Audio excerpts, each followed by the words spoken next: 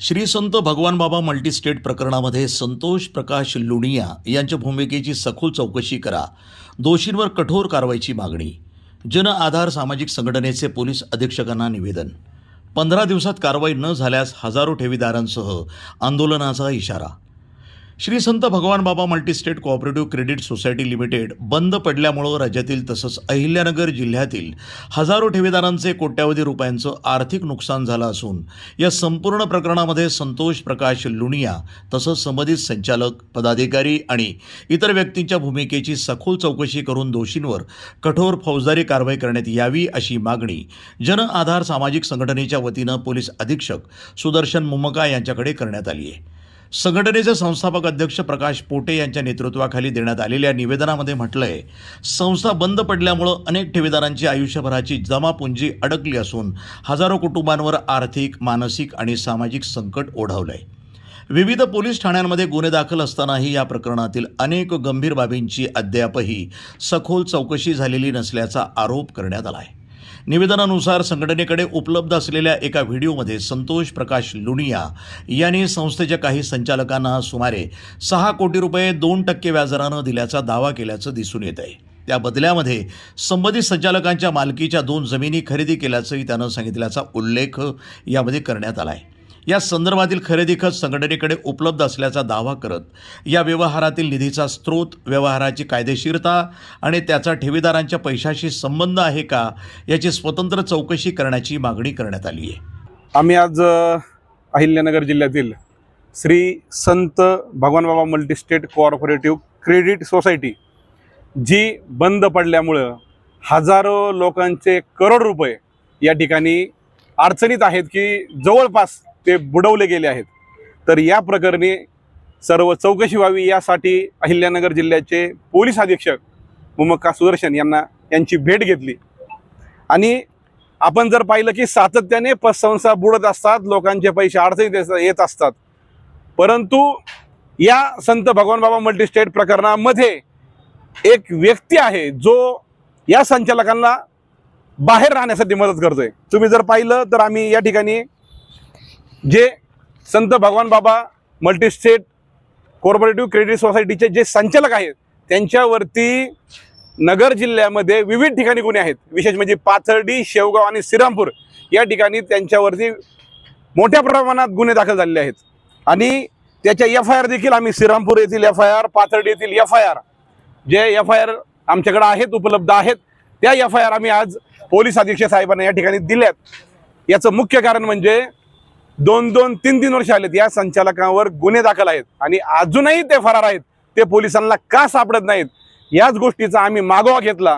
मागच्या 2-2.5 महिन्यापासून आम्ही सातत्याने या घटनेवरती बारीक लक्ष देऊन होतो.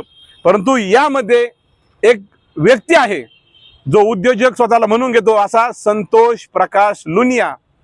या व्यक्तीचे आमच्याकडे अनेक व्हिडिओ पुरावे आहेत, अनेक ऑडिओ पुरावे आहेत की त्याने वेळोवेळी या संचालकांना ज्यावेळेस श्रीरामपूर येथे गुन्हा दाखल झाला त्यावेळेस तो त्या व्हिडिओमध्ये म्हणतोय की मी आता मला हे बोलावं का नाही असं वाटतं, परंतु मी काही पोलीस अधिकाऱ्यांना पैसे देऊन मॅनेज केलं. आता हे कितपत खरं आहे हा संशोधनाचा भाग आहे आणि हे सर्व आम्ही पुरावे पोलीस अधीक्षकांना या ठिकाणी दिलेले आहेत.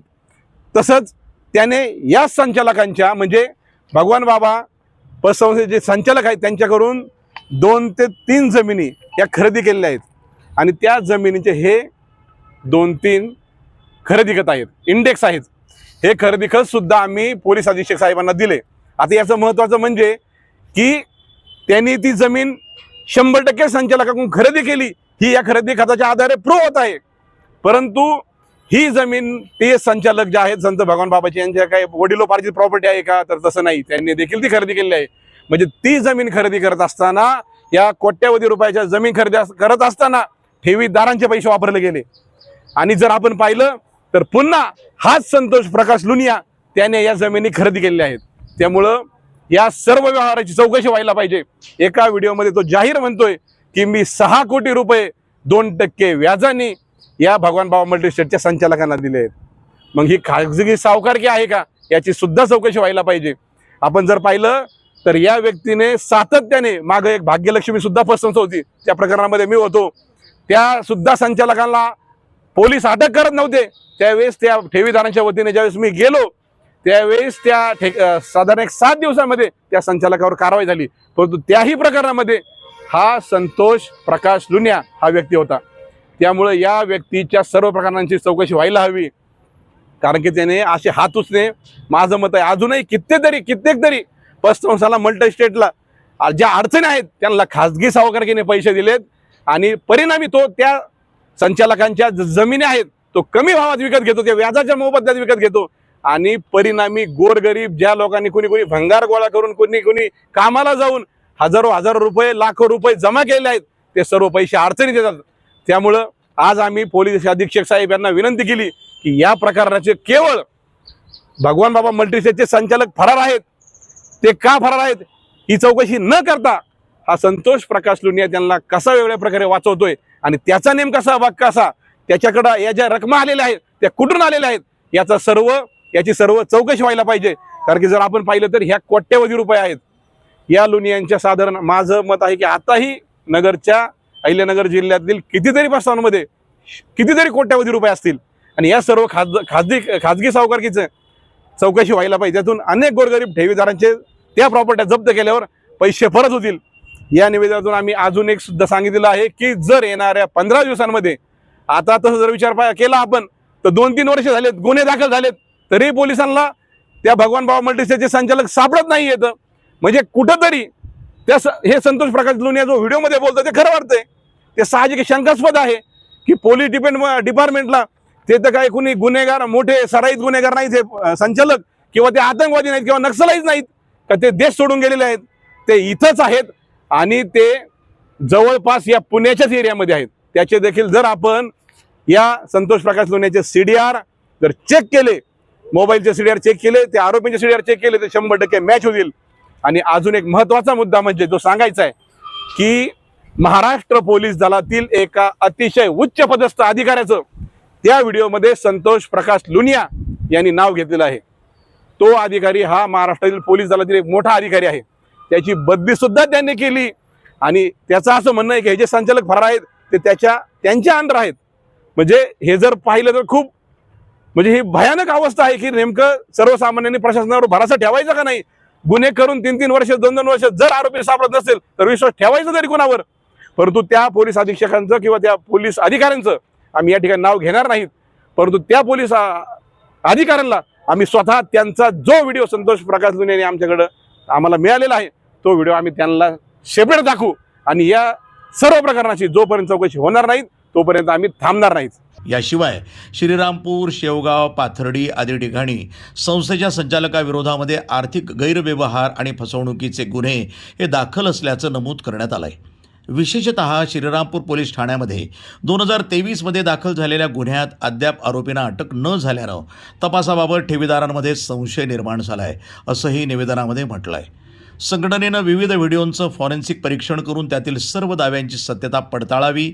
आरोपींना कोणाचा आश्रय, आर्थिक मदत किंवा संरक्षण मिळालंय का याची सखोल चौकशी करावी. तसंच संतोष लुनिया यांच्या मोठ्या आर्थिक व्यवहारांची, बँक खात्यांची, मालमत्ता व्यवहारांची आणि कथित खाजगी सावकारी व्यवसायाची चौकशी करण्याचीही मागणी करण्यात आली आहे. तसंच ठेवीदारांच्या पैशातनं मालमत्ता खरेदी झाल्याचं निष्पन्न झाल्यास त्या मालमत्ता जप्त करून ठेवीदारांच्या हिताचं संरक्षण करण्यात यावं. तसंच या संपूर्ण प्रकरणाचा तपास आर्थिक गुन्हे शाखा किंवा विशेष तपास पथकामार्फत अर्थातच SIT तर्फे करण्यात यावा अशी मागणीही करण्यात आली आहे.